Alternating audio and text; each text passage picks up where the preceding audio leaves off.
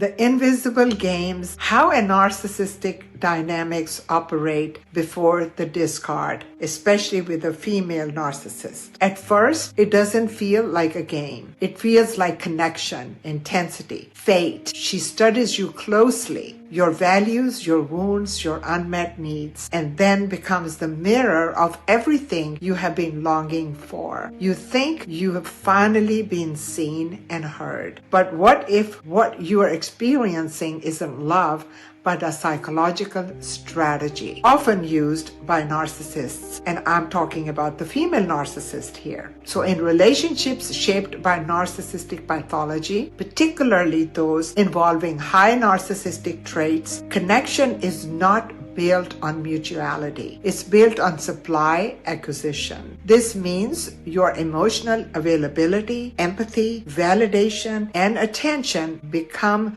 resources to regulate her internal instability, often tied to fragile self-esteem, fear of abandonment, and deficits in object constancy.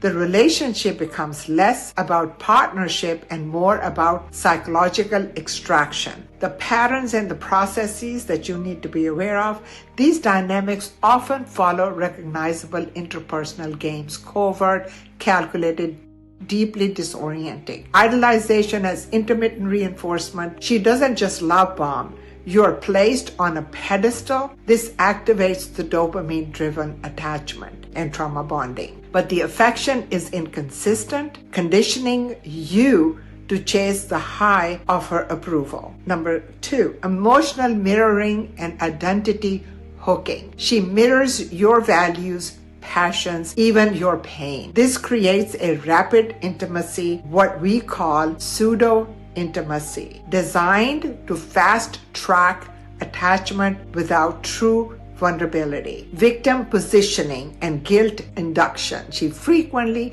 casts herself as misunderstood, mistreated, or wounded. This triggers your empathy and activates fawning responses, making you overfunction to rescue or stabilize her. Gaslighting and reality manipulation. Subtle contradictions, denial of previous statements, or reframing events distort your perception. Over time, this erodes your cognitive trust in your own self, known as epistemic invalidation. Triangulation and competitive insecurity. She introduces real or perceived rivals, ex-partners, friends, even strangers to create comparison. This activates your attachment anxiety and increases your investment in winning her approval. Withholding and devaluation cycles. Once your emotional dependency is established, warmth is withdrawn. Criticism, indifference, or silent treatment appear.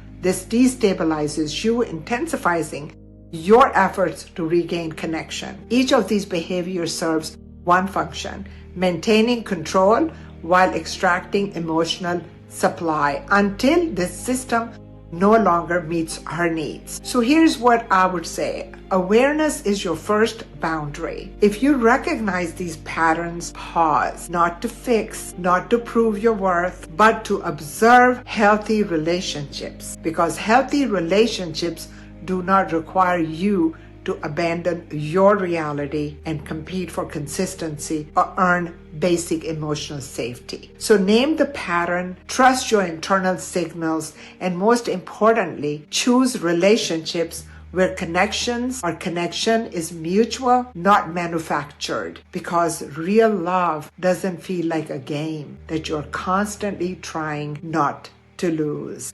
I hope you liked my video, and if you did, subscribe to my channel, hit the like, and leave a comment or two. And also, if you found this video to be educational and very helpful, then support my channel. Thank you.